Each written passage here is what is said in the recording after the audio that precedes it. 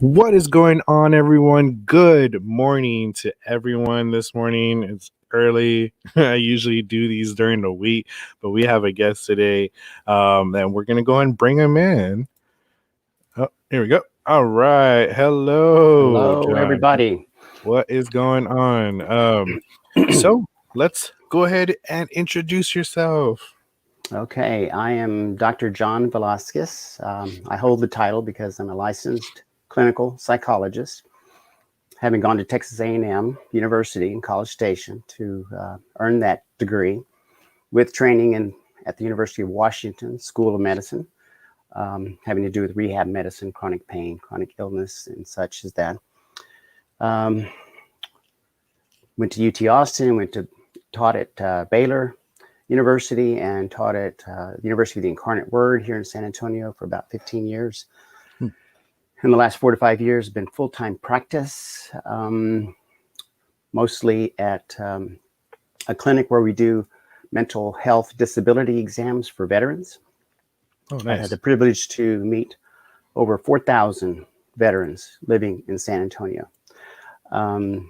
Taught, college students, university students, but I've also trained and mentored them in my practice sites, one particularly on the south side where I've been for now 20 years, in zip code 78210, one of the hardest hit zip codes for years in terms of it being a food desert, mental health desert, and I've been going there every day practically, Monday through Friday, these past 20 years. So I feel like I know that zip code, and I know a lot of people on the south side of San Antonio who I think are seriously underrepresented in City Hall, not just now, but for years.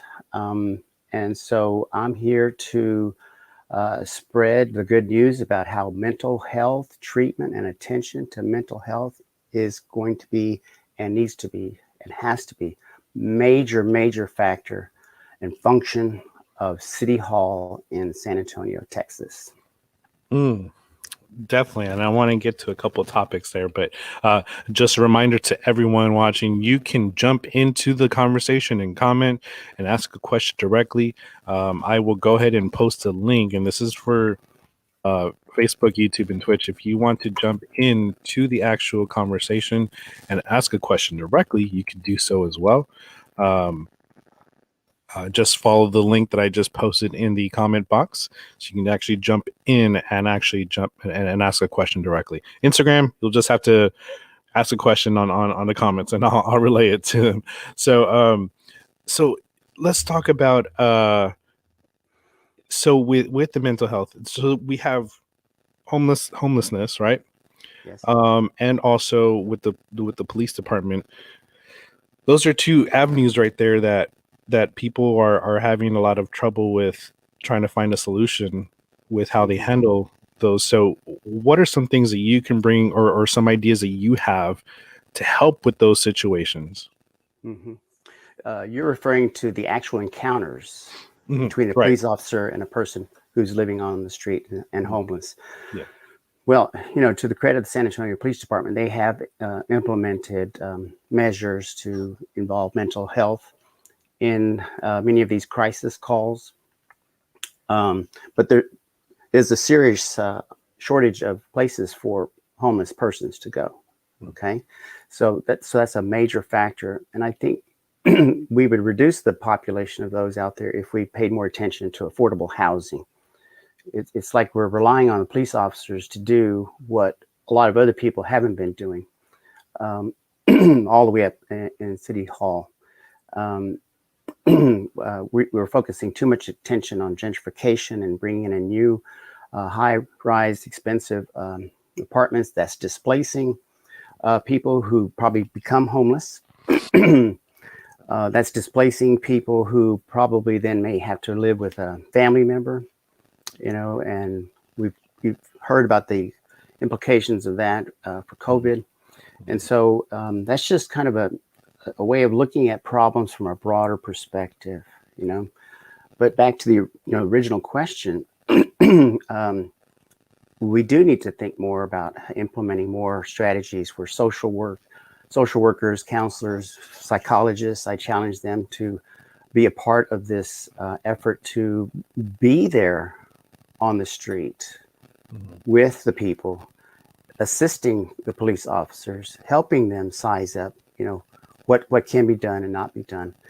And I know that's a potentially, volatile, violent situation, but there's many other avenues we can use, including mental health on the spot. Definitely. Anthony says police reform. What are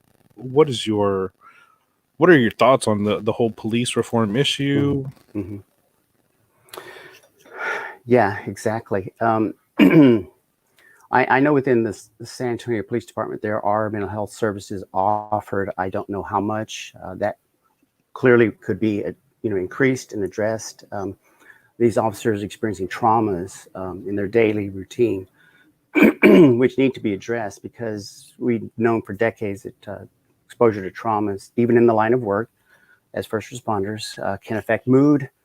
It makes people particularly irritable, and I'm not saying everyone is, but, in crisis situations, the mood really gets ramped up pretty high. And so if there's a variety of perspectives, there, we might ought to implement some strategy where mental health is involved in every single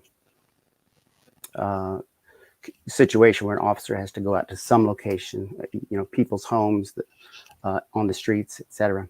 Mm-hmm. I do think that body cams work. When they're on, they do help to moderate situations. Research has proven that.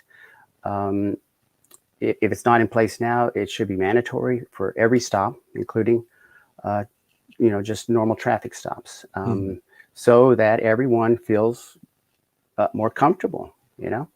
I think sometimes when I'm driving, I've been stopped for speeding like everyone else, and I'm thinking, wow, it would be nice if someone was watching.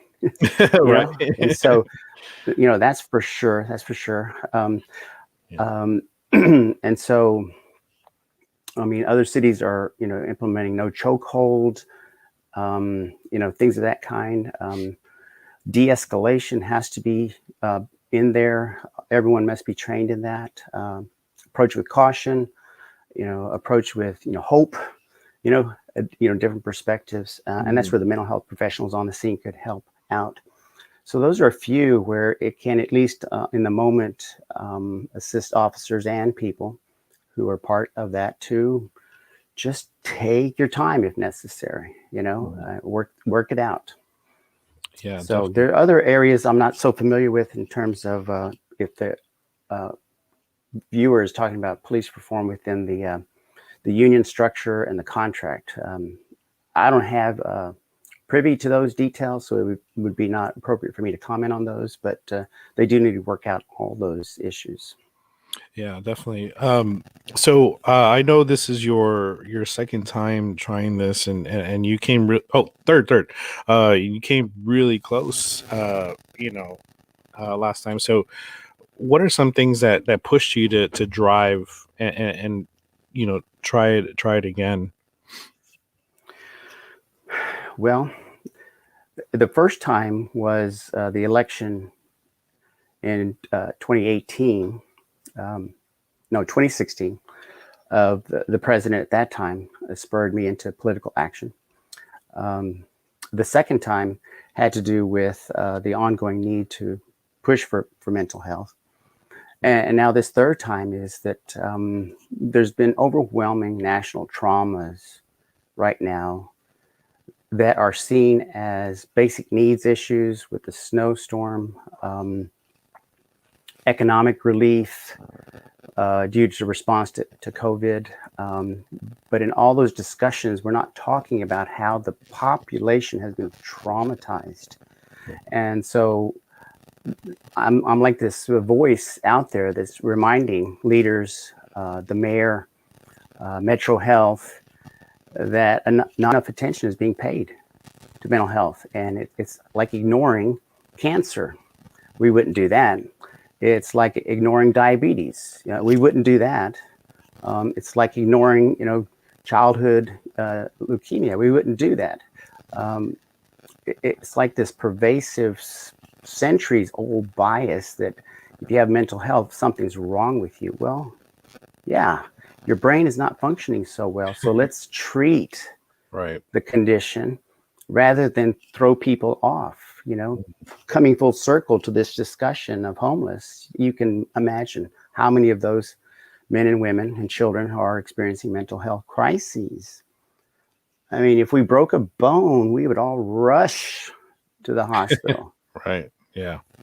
But when we have mental health traumas, we sit alone and in isolation, afraid to tell someone, that we're having, experiences, and taught to believe that, no, you're just weak and you need to, work yourself through that. And so this perspective is not medicine. It's not virology. It's not immunology, but mental health affects all of those. And so it's like saying to the doctor, what are my treatment options?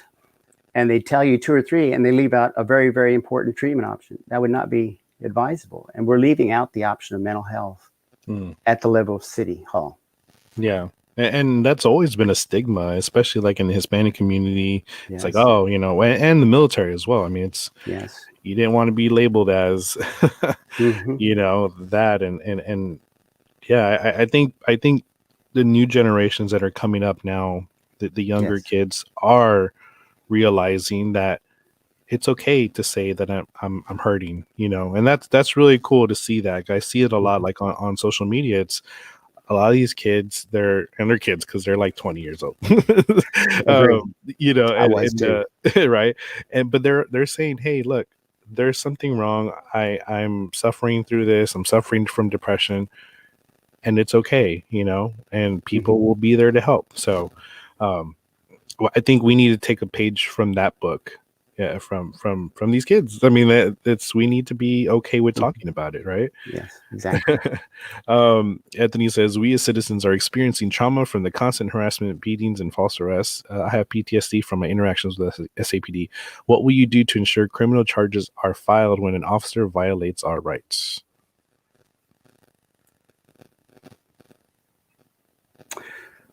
Good question. That's a part of police reform.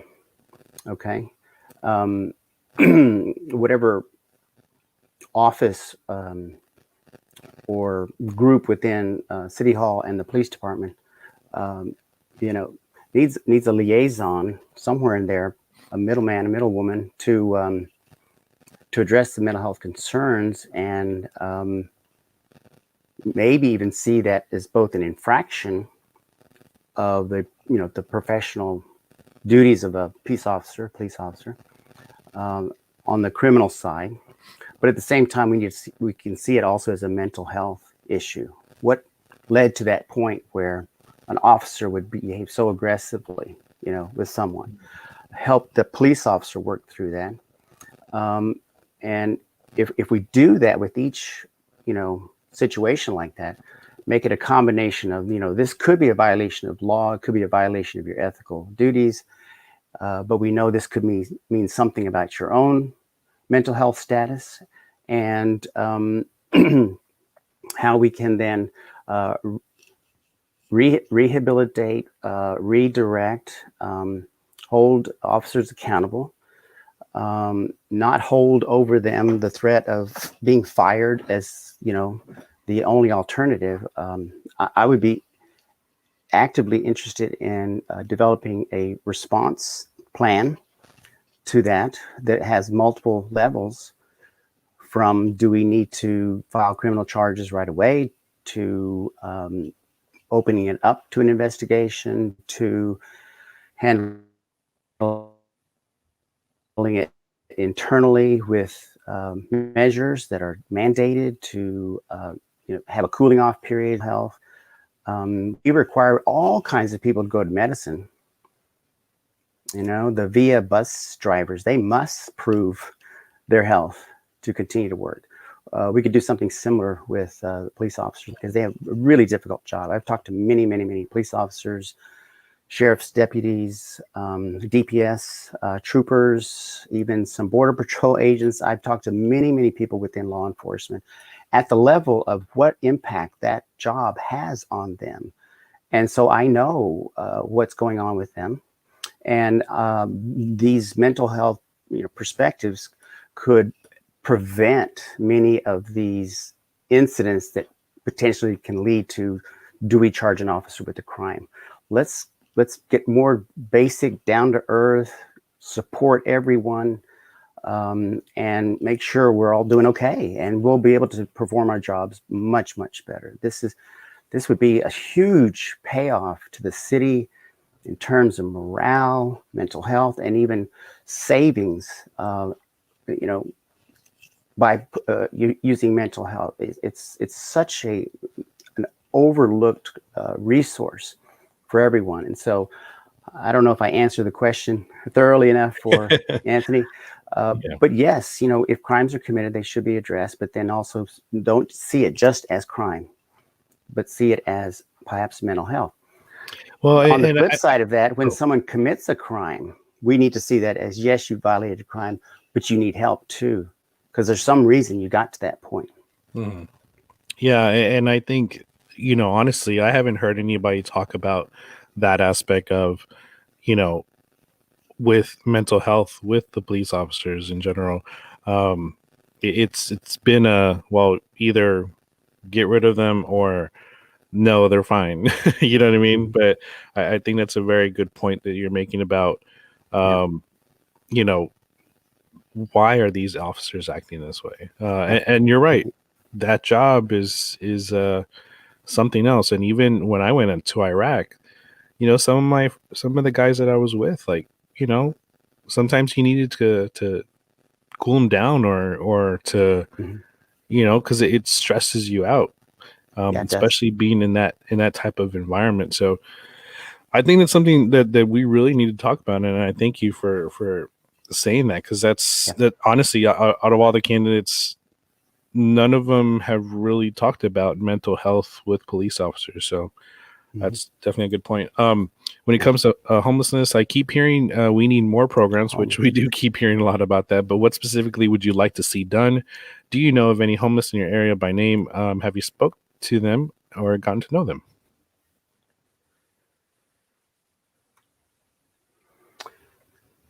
Yes, I have met some homeless persons, men and women, children, families also. Fortunately, with the help of the folks that I work with on the South Side, we've had this open door policy.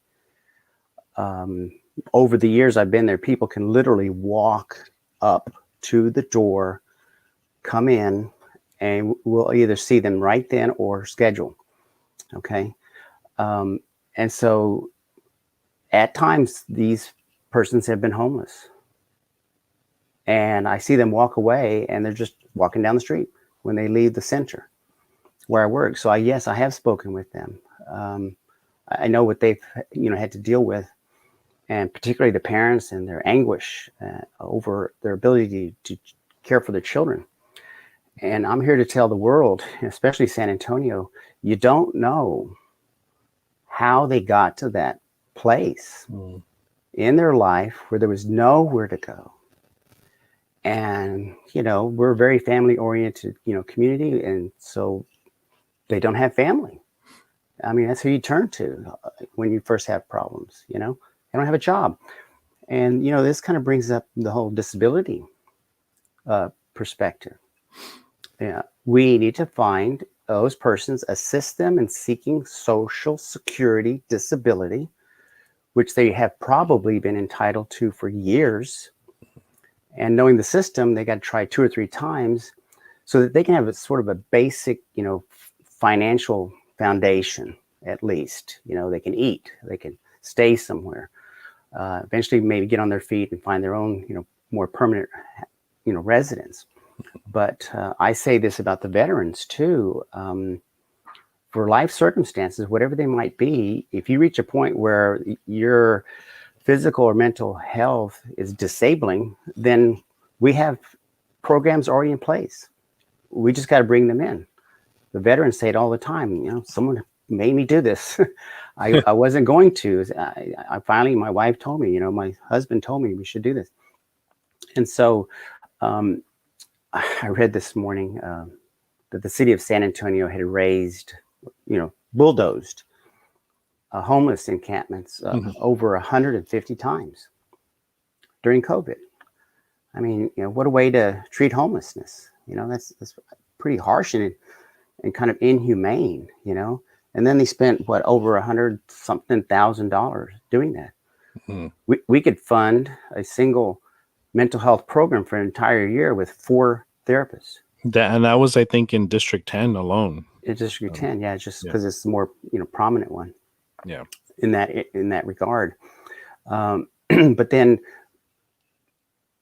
you know, they got to have a financial foothold, and at the same time, we need to use our housing dollars and tax write-offs for these large, expensive, wealthy new housing to go into the community and renovate what's there now.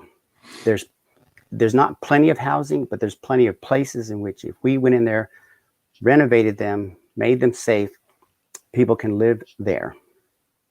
Okay. And I agree, it's not going to be some new big program, but we just need to focus our attention in housing to taking care of the homeless, the most in need. And then the other areas of town where there's the most need.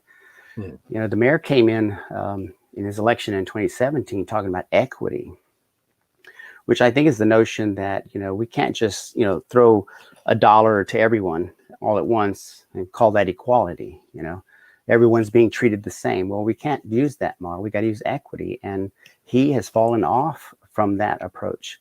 He's using this kind of gunshot, let's tell everybody what to do and everyone do everything the same way. It's very ineffective. And I'll talk more about that approach in just a minute. But get these folks their disability and find them a place to stay by renovating existing housing. Right. And so what can we do as a people to try to stop the city giving all of these companies, all these developers tax breaks? I mean, I just posted last night about the Lone Star district down there on the south side that, you know, they're also getting another tax break and things like that. And you know, they're going to end up raising those property values there in the surrounding area and going to push people more out. So I mean, what can we do to stop this constant barrage? Yeah, it does need to be stopped. Okay. And I'm going to take a play from the mayor's playbook and, you know, sign executive emergency order to stop that process. If it's already in place, if there's already agreements, okay, fine, let that go through. But we need to stop these deals now before they start. That's not going to hurt these developers because it hasn't happened yet. Okay. And if they want to go to another city and convince that city to do it, we need to stop. I was asked in the last election by the editorial board at San Antonio Express News if what I was saying seemed to appear as if we should limit growth. And the answer is yes. Yeah. Yes. The growth model is the problem. Yeah. You know, the corporate model is the problem. And serving the needs of those who run the show is the problem. You know, you don't leave them out of the process, but you don't let them run the show. Okay. Right. And the implications for these deals just keep year after year costing the taxpayers money. There's no return. You know, we need deals that say, if you want this tax break, then you're going to set up a mental health clinic nearby. You're going to take some of your billions of dollars in profits from these deals, you know, to renovate these housing in the area, limit to the extent possible, moving into neighborhoods. If you want a shopping center, okay, but the next block over, you don't have to, put a huge parking lot and run everybody off. Yeah. We got to examine these models that say it's about dollars, it's about progress. We keep saying, oh, we're the fastest growing city in the US. Like, that's great. And well, that's a big part of the problem too. Yeah. Okay. And this is going to sound extra weird. And my students out there are going to have heard this before, which is, if we're the seventh largest city in the country, then we have hundreds of thousands of natives to San Antonio, hundreds of thousands. Okay. I want to ask city leaders, the universities in San Antonio, all the corporations, all the employers, why do we keep following this model that we're going to only hire the best? And that always seems to be what people call the national search. We're going to find the best person to be executive director of Metro Health. And we go looking all over the country. And we find someone, I don't know, I don't want to disparage any state, but, Oregon. And they come to San Antonio like they're going to solve the problems, and they don't even know the community. They don't even know the community. Someone who grew up on the south side or the west side or east side, where there's not enough attention, went off to college and came back because they wanted to give back to their community. They should be at the front of the line because they're natives. So they'll know what their community is going through. They'll know how to formulate solutions. Okay, so limit growth, find the best and the brightest here. And I can tell you, I've met a lot of them. We do have some of the national's best and brightest here in San Antonio. We don't need to go looking somewhere else. And so I'm not a native, but I'm a native to Texas. My dad and his family is native to San Antonio and the San Antonio area. Shout out to Hondo, Texas people out there, my primos out there. We're such a large, vibrant community, but the leadership doesn't get it. They don't know San Antonio.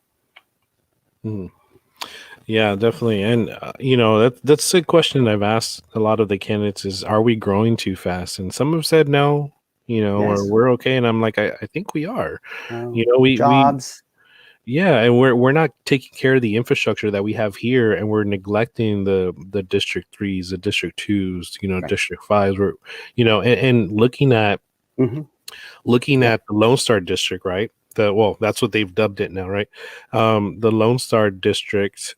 That they use TERS money from District 2, which somehow District 2's TERS boundaries go all the way out to Lone Star Brewery. And they do? Yeah, all the way to Lone Star Brewery, right there by Probant, and which was weird. And they're taking a $2.5 million in TERS money, which could be going to the east side.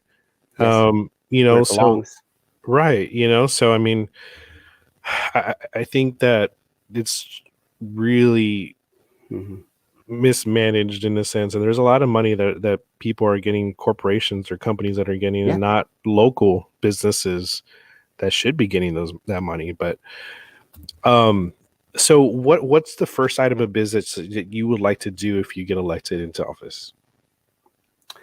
Make a comprehensive plan how to get out of this draconian lockdown and pandemic response. Okay. There needs to be a behavioral plan set in place how to do this. If I had been involved in mental health at the city level when the pandemic started, there would have been many other options we could have employed at that time that were not looked at. It was just this draconian all or nothing, everybody go home approach. So now someone like myself would need to come in and clean up the mess that the city and the mayor have created for everyone practically, particularly the most vulnerable, and have a plan for how to do that. Okay. Their plan continues to be the same plan every day. He's on the news, live reports on COVID every day. It's not changing. and therefore it's not effective. So there's got to be an alternative way to get us out of this and move towards self-sufficiency and taking care of each other. And those would be behavioral methods. Okay. Mm-hmm. The mayor and the city hall and others around the country have used these governmental, draconian, all or nothing thinking. And the data so far seems to say that it's not hurt those at the upper level of leadership in the country. And so it's the old adage that, we know who created this problem. Why should we let those who created the problem find the solutions for getting out of it? It's just, that's insanity, And so here's an example of how the mayor's actions have been entirely ineffective. Shortly after the lockdown he ordered took place, there were these warnings about super spreader events, and the first one was going to be, I don't know, that spring break, or the next was like Memorial Day, and it was, don't celebrate, don't go anywhere, don't be with your families. Okay, literally, stay home. I mean, who says these things to people, to adults, to families? It's someone who has no idea what's going on out there in San Antonio.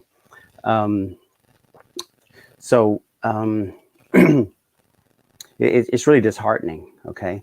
And so then when, Memorial Day comes along, right? And then a week or two later, there's that surge in numbers. What's the mayor's response? What was his response?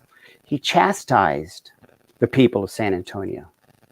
You didn't do what I told you to do, implying it's your fault, San Antonio, you out there in San Antonio. That's why we're having a surge. And, you'd wonder who's going to respond to that, effectively, and so it's brought a lot of confusion out there among San Antonio residents. And it just happened again and again. July 4th, Labor Day. If you don't do this, you're going to, kill people. This message was just terrifying, and confusing. But he thought, I guess, if I just keep repeating the same thing over and over and over, it will eventually happen. Well, we don't know. We won't know for years what worked and didn't work. They're saying this is working, that's not working. That's not how science works, okay?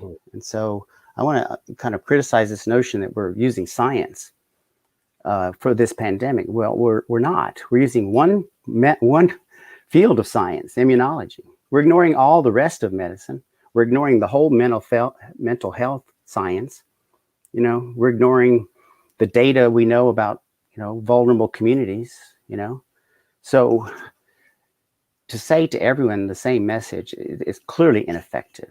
And part of the leadership oftentimes is they won't admit it. After the snowstorm, nobody would admit fault. Mm-hmm. There's a serious problem in leadership when the leaders all start pointing fingers at each other, and we're sitting here looking to them for solution. They don't have solutions. They just say, let's spend more money. Mm-hmm. And I'm just like, wow, people are dying now, as they say, but also dying from everything else. Domestic violence went up, record levels, homicides, child abuse, domestic violence. Is it working? Mm-hmm. Yeah.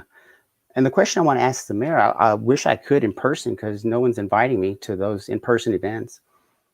And, and say, who did you save? He says these measures are saving lives. Well, who have you saved? And there's no answer to that question, right? He cannot name a person, first and last name, who was saved by these measures. We know who died. We know who was hospitalized. We know who got it. Okay. And by default, this logic which says so many people have died and so many more could have died, we don't know that, But we can name the people who have been killed to COVID, to violence, domestic violence, children who've been killed, people who have died of cancer. Those are people we can name. And, why would you do something that would hurt so many people? And then in the process, not provide mental health? you Yeah. know. And sort of getting back to these sweetheart deals, it was a gut punch when I heard that the mayor and the city paid the hotel downtown like Oh, $137,000 because it was in an agreement to do that. I went, wow, where yeah. did that money go? Yeah. Where did our tax Yeah. dollars go? I think that was the Hyatt, Hyatt, right? The Grand yeah, Hyatt. And yeah, then also I think it was Barrett County did the rodeo. yes, They five hundred paid thousand to, was it 500 or yeah, over, it was something ridiculous. It was just like, huge amount. really? So why, and so then some people were saying, well, why not give, scholarships to the Fiesta Commission, how they were doing their stuff as Mhm. well. It's like, They missed out. yeah. So, yeah, Yeah, there's a lot of money going out, but not not yeah, not going to the people or fixing the yeah, infrastructure. yeah. That's a problem. Again, if any of y'all want to ask a question, please feel free to do so. This is an open forum. If you want to ask a question, please do so. You can click on the link above in the comments, and you can actually jump into the live stream and actually ask the question directly. So what are some of the things that you feel maybe that are not being utilized by the city? Maybe like a government building or Mm. something, an entity that's maybe not being utilized to its full potential. Oh yeah, I got the list. I have the list All of right. all the abandoned, unused city properties throughout the city. It's a long, long list. It's just sitting there. Really? That's how I know that there's plenty of either office space for small business persons or people to renovate and live there. The money that's been spent already in relief from poor decision making by leadership, we could have done those things already before the pandemic, before Donald Trump. I mean, it's just this mindset that, we can talk about caring about people, but the actions don't show it. So yes, there's plenty of office space. It's pages and pages long, single space. Well, can you maybe like give an example of one that maybe you feel like you can do something with it? Well, Flores Street is lined with them from Hmm. Cesar Chavez out to the Lone Star area. If you've been there, just take a leisurely drive and look left and look right. And it's not long before you see abandoned, probably small grocery stores, mom and pop grocery stores in the past, small houses. They look dilapidated. Some 2-story structures that are just abandoned, small ones. Let's put a lot of good people and a lot of good small businesses there. You know, my gosh, it's so strange that we want tourists to come to San Antonio. Why? Because we want them to see the character of San Antonio, right? But the emphasis too much is on I love the missions. I'm not saying, but that and the river walk. But really, what makes San Antonio what it is the people and the All right. character, and the most humble. Tacos. Yeah, the most humble people I know out there, the most giving people I know out there don't have very much. Mhm. That's San Antonio. We'll And they help don't each ask for other. much. And they don't ask for much. No, Even though there's help there, they're like, no, it's fine. Somebody else can have it. yeah, yeah. And one of the things I find offensive too about the way city government works, after the pandemic started, they said, "Oh, we've got money. Just let us know if you need it." Well, I've talked to dozens and dozens of people already who have tried to get that money and can't. It's just sitting there, and the method in which the city wants you to prove that you need help, they give up. I mean, that's how it is, Or who has the laptop with the internet connection to get online and apply for these city funds Mm. during a pandemic when you couldn't knock on the door at City Hall to apply. I mean, they're just kind of doing the same thing over and over and over, and it's not working, people. It's not working. Gotcha. Um, so, what would you like to see done regarding the property tax issue? I know you can't Mhm. change anything because Yeah. that's at a state level, but what are some things that you would like to see done or can be done at a mayoral level? Hmm. Yeah. Well, if someone comes later and wants another sweetheart deal, we'll just say to them, you're going to benefit by just coming here. Mm, So mm, that's it. That you want to come here? Okay, fine. But you're going to pay taxes. That's the privilege you have. right. You've got to show that you belong here, that you will contribute to the community, not by just coming in free and then start profiting off the people of San Antonio, getting, bailouts when a pandemic happens or a snowstorm happens. You know, we've got to, reverse that. Also, I understand that commercial property rates can be looked at. Okay. Mm, Now I know that's businesses saying, wait a minute, that's like the raising the minimum wage. You're going to affect my, okay, but let's work together. Let's do it gradually, not mm, overnight, but do it gradually. And it'll soften the blow, but we're moving toward a new structure, a brand new way of doing things. Okay. Not just tweaking what's going on now. And ironically, the people in charge and in power don't realize they're still going to be okay. This is not a threat to the rich and powerful. This is just saying, let's, spread it out where it belongs. I mean, you're profiting because people are buying your goods, mm, and I would want to change this notion of giving back and charity. Charity is an old, outdated model where, people profit from what they're doing in the community and then they give back. Okay. I want to say, don't take in the first place. yeah. And then Well, you won't have to do that. And then they get all these accolades for being so generous. That mm, model, we got to throw it out the window. I'm sorry. Just yeah. don't profit so much in the first place and you'll still be rich. Just don't profit so much in the first place. Mm, yeah, and back to the Lone Star District, I think the city told them that they would have to give money towards affordable housing, which Yeah. it Okay. goes right back to developers. So Yeah. And then the developers would decide where and yeah, what kind of structures. And if we have to what raise, a AMI, neighborhood. yeah, yeah. Yeah, no. So Affordable housing, yeah, is found in some of these new large structures there around Lone Star, Blue Star, and all that, but not much, mhm, you know.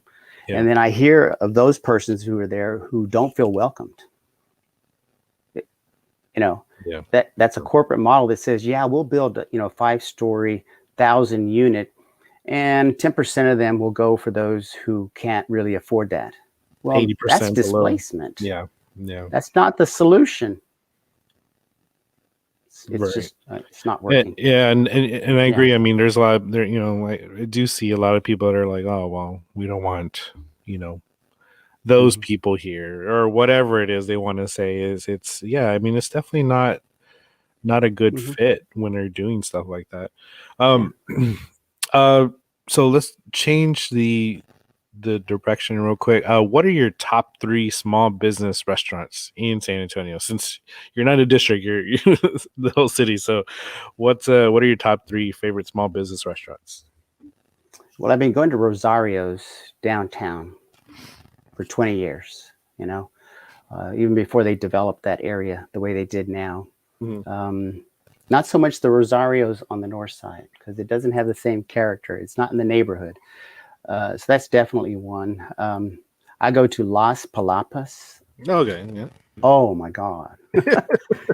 2 or more times for lunch a week. That's great food right there. And I love, well, maybe this is not small business, but it's not a national chain, but, Wild Fish, uh, Wildfish. out there, 1604. So, but, on that note, how many tens of thousands of small businesses or restaurants went out of business during the pandemic in San Antonio? It's Ter- just too many. They Terrible. need to be restored. They need to be restored.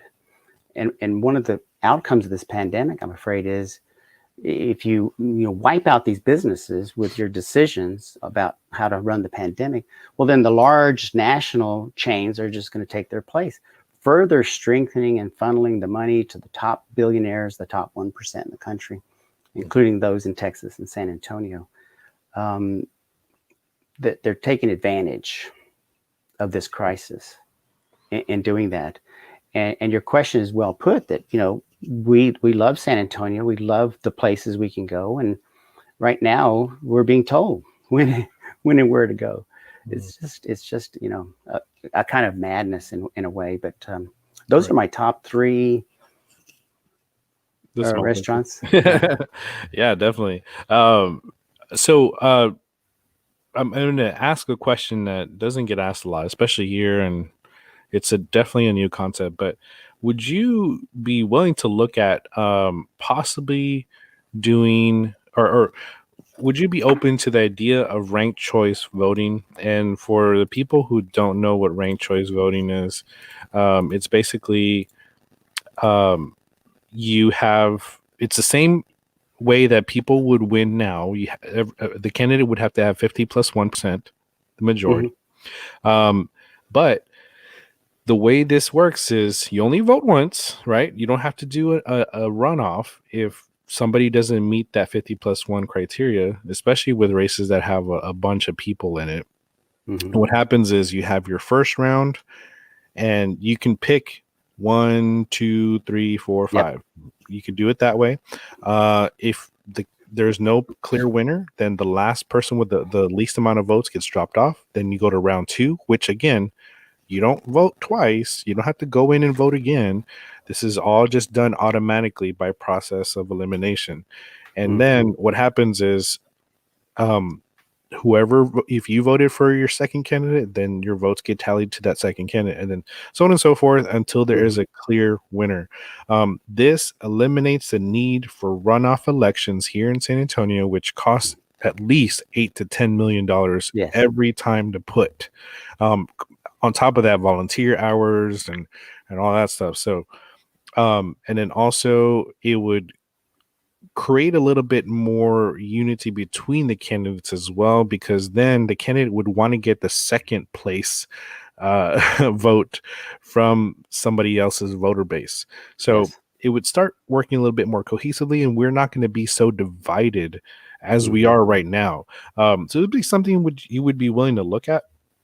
Yes, of course, because number one, it is different than the all or nothing way of doing things. A winner, right? And when there's a winner, we can disregard everything else, all the other voters, and who their choices were. In my national professional organization, the American Psychological Association, that's exactly how we choose our leaders. Okay. So it works. Yeah. it can be done. So you mentioned $8 million. Yeah. That's a lot of money it's on more running an election. Yeah. So there's $8 million could have been spent differently. And not that elections are not important. No. But how you do it, it does matter. Plus, this is when I want to make a comment about the environment, climate change. After running for office 3 times now, I've realized that there's a whole industry of just elections. I mean, there's nonprofits, there's corporations helping to run elections for candidates. There are printing presses. It's a whole separate industry that's kind of grown. Your recommendation there would be a threat to that. So you're going to get a lot of pushback just because of dollars, the way things are. But it also brings up a concept that I've wanted to discuss too, which is in our national association and our state organization, psychologists, we have a past president, a current president, and a future president. We already know our leadership in advance. So there's a seamless transition, so I kind of wanted to say to Ron, if I win, you're not going to go away. I'm going to need you to tell me what the heck's been going on and how to finish any, sweetheart deals, that you started with everyone, and help me learn the ropes about city government and how to be a mayor so that I can be effective. Okay.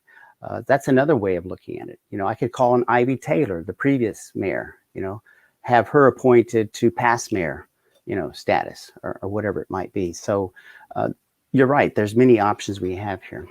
Hmm. I was hoping to make a final statement before we get off Oh, here, yes, but if yes. you have other questions, I don't want to interrupt. Just real quick, Curtis, as a candidate in District 4, I look forward to working with the small businesses, and then also a lot of nonprofits are forced to stay neutral in local elections. How would you change that? They have to stay neutral, Curtis, Yes. just because of they could lose their 501(c) status. But I mean, I would assume they can work with as long as they're open with everybody. Well, kind of like how I'm doing now is, Yeah. hey, everyone has a seat. Yeah. If you want to choose to do it, you can, right? Hmm. Yeah. Yeah, you're right. It's even affected the way I've talked here today, because I work for nonprofits. I probably shouldn't name them, um, that kind of thing. And there's one really important provision in the election code which says that candidates cannot campaign at sites where there are senior citizens. Mm-hmm. It's a vulnerable population, so hands off, that kind of thing. Yeah. We've in the past we've received letters not to do that kind of thing. Yeah. Mhm. But it explains also why it seems hard for the mental health community in San Antonio to coalesce and come together. I mean, here's a candidate representing your interest and the interests of the people of San Antonio, but they're afraid to Yeah. say, I endorse Dr. John Velasquez, psychologist, for mayor of San Antonio because he's going to help the mental health. They're afraid to do that kind of thing. Yeah. Yeah. Yeah. Okay. So Definitely. I've Go. got Yeah. 5 minutes, Sure. literally, Yeah. because I'm going to start my job here at Okay. 10 o'clock doing telehealth Okay. with people all over the state of Texas. On that note, I've heard a million stories about the impact of pandemic on families in Texas and San Antonio and the snowstorm as well. So I know what's happening. I've seen in their houses. I mean, I know their lives and stuff. But to kind of recap my candidacy over the years, I was nobody in 2017, finished in the middle of the pack, which means almost no votes. There was that runoff with Ivy Taylor and Ron Nuremberg. I was nobody, literally. And then in 2019, when I ran, there seemed to be an opening up of the local media to other candidates. So I got way more exposure. I ended up in third place, as you mentioned. Now, people will say, oh, yeah, but you only got 1,600 votes. Well, that was enough to force the runoff. And particularly when you look at mine and the fourth place and the fifth place, two Hispanic males and one African-American male, we made the difference. And so the Monday morning after the 2019 election, Ron Nuremberg was calling me on my direct line, asking for my support. He later invited me to his Facebook Live campaign page, and he promised, that he would attend to mental health in the next term, and that he would ask for my help, and I agreed. He said he would appoint me to a position where I could have input, which was in mental health. And right away, Jenda Wu dismissed that idea instantly and was locked out of the process. This is 2019, pre-COVID. And then here comes COVID, and there's no mental health representation. Yet that's probably going to be the single most negative impact of the response to the virus is mental health. And so he's just turned his back on mental health, obviously. And there's something wrong in mental health. There needs to be a kind of, reorganization there. If you will recall, they hired a new executive director, Dawn Emmerich, and within 3 months she resigned. On the way out, she says the executive director of mental health needs to be a Hispanic woman. I mean, think about that. And so it got me to thinking, what's going on there? So I made a Freedom of Information Act request with the city last October to get information from the city having anything to do with mental health, the virus, jobs programs in response to it, to cover September 2019 to September 2020. So pre-COVID and the COVID era. That was October, okay? I was told that because of COVID, it's going to take a while. Okay, fine. Well, come November, December, nothing. Come January, I get word, only after asking, what's the status? They said it's a big document. It's going to take a while. I said, okay. A month later, I asked, how's it going? It's a big document. There's a lot of redaction to take place. I said, okay. I follow up a month later. They say, we're almost done. You'll get it next week. I still have not seen it. Mm. And that was 2 months ago. When am I going to get this information and what's there? Am I not going to get this information until the election is over? Mm. I think that people need to know what the city was doing behind the scenes in the service to citizens, and they're not releasing that information. Mm. So appreciate the time. Wow. Yeah, definitely. Well, thank you, John. Thank you everybody for joining. And I appreciate your time just coming on and speaking. Yeah. How can people get a hold of you, donate, volunteer? Well, I'm not taking donations because I already declared with the city clerk that I'm not going to raise more than $600 or spend more than that. Okay. But you can like my posts. I'm at Velasquez 4 SA Mayor on Facebook and Velasquez 4 SA.com. You can learn a lot about my my campaign, my history. I wish people would learn about my history and share. Friends and followers are sharing more. This is the avenue this year to run a campaign. It's not going to be face-to-face, large crowds and campaign rallies. Yeah.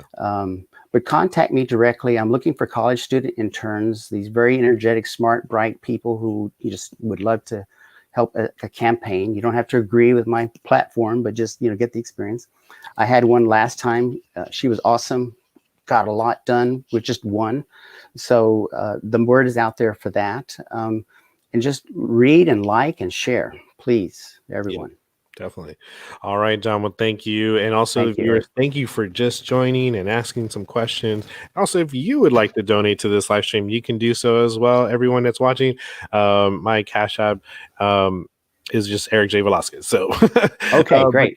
Thank you, everyone. And also have a great Saturday, great weekend. Take care. Bye-bye, everyone.